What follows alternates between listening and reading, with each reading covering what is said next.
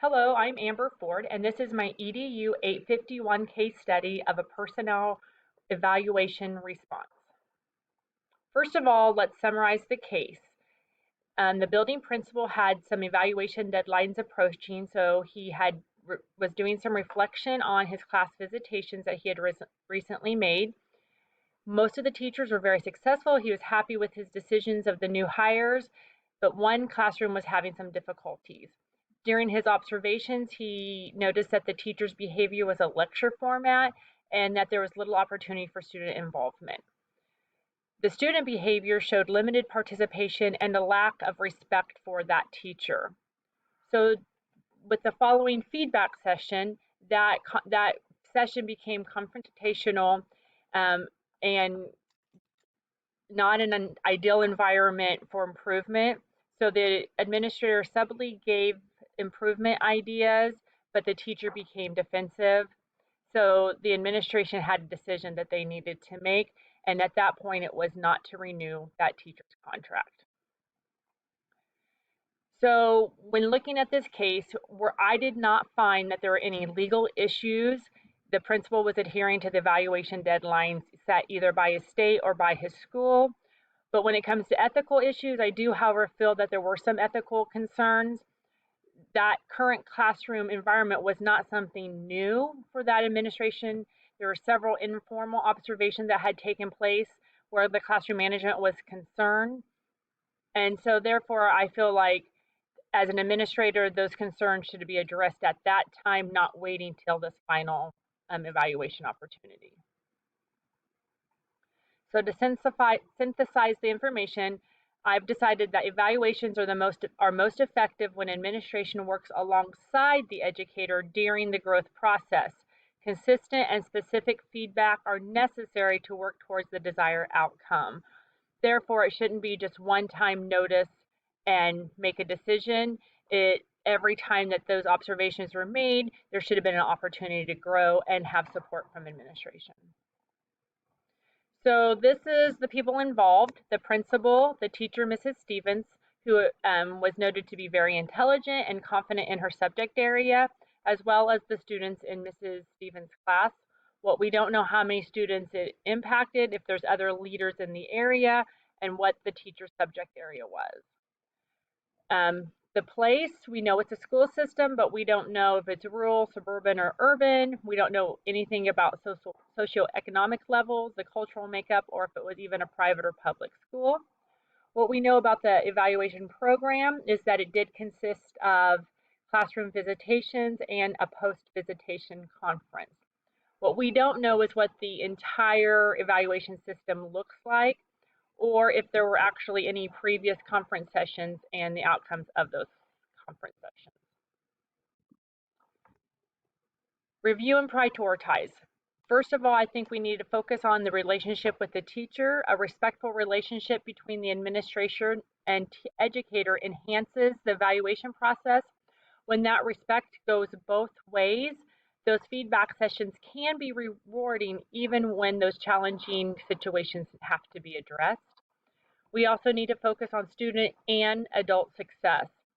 The ultimate goal of the evaluation process is to improve teaching strategies, grow in the profession, and positively impact student success, which ultimately all leads to adult success as well.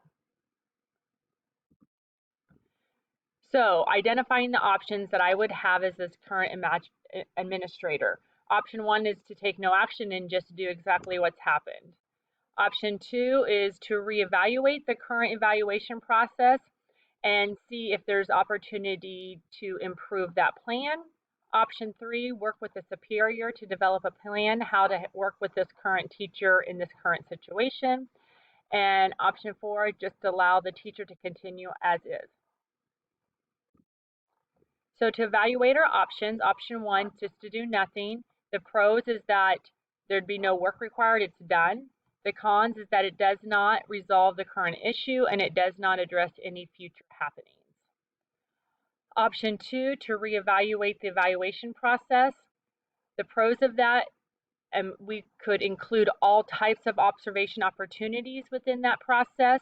It would define what actionable feedback is and provides additional guidance for the administrator as well as the educator. The cons is that's going to take time and it doesn't resolve the current situation right now. Option 3, guidance from the superior. As an administrator, that's an opportunity to learn and grow on how to handle the evaluation process. The cons is that may take time depending on the school system and other areas that that superior is involved in. To have time to focus and help resolve the current situation may be timely. Option 4, allow the teacher to continue as is. The pros is that you have a happy teacher, and the cons is it eliminates professional growth and student success. With keeping those things in mind, I have to remember to promote current and future success of all by applying knowledge, skills, and commitments necessary to build the school's professional capacity in regards to crafting a plan for future evaluation success.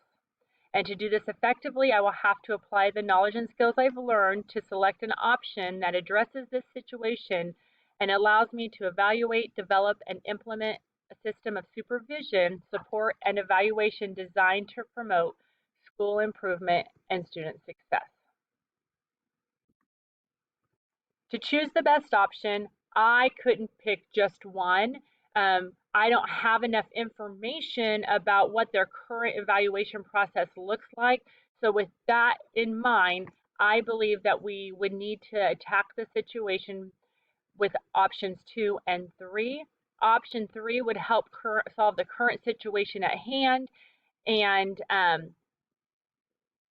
help the educator and the administrator grow professionally. But option 2 is a long-term option that to improve that evaluation system for the future of the evaluation. So how would I implement this? If I was going to merge those two together, I would immediately contact my superior for guidance and support to address the current situation that best represents the school and work through that process as a team to see if we could come to a spot where everybody has made a plan for success. During that time, I may have to also research best evaluation practices, such as what it truly is a formal and informal observation, what is the benefits of peer observations, what does that look like, what does that feel like, what impact does it make. Take some time to research, but the current situation would allow me a time to maybe practice some of those things with the current teacher. Then I would have to make a personal plan for implementation of those practices, either with the remainder of the year or the next year, and then visit with my superior about the plan and make modifications that would also still adhere to board policy or state policies about the evaluation process. I would need to participate in additional professional learning opportunities for evaluation strategies, and then be transparent and honest about those changes that are happening and inform staff about that, what that looks like, what that feels like, and their role in that evaluation process. It needs to be a growing opportunity for both, a system of support. And then train the staff in peer observation and what actionable feedback feels like to receive as well as to give. Most importantly, I have to remember that a strong evaluation system is only as strong as the implementation process. So as an administrator, if I'm kind of doing it, just checking the boxes to meet a deadline, it's only going to be that strong. If I'm implementing all the strategies that I have to make a stronger teacher, to encourage growth, it's going to be stronger not only for me, but I'm going to become stronger also.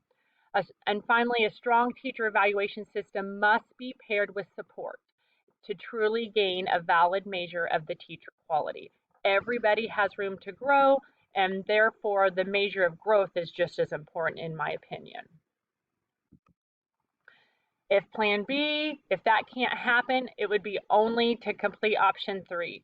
That takes care of the situation in your building, but if you can't make changes to the evaluation system, if that's not an option in your district, hopefully as an administrator, I will personally work on my evaluation methods and implement those as I can into the current evaluation process.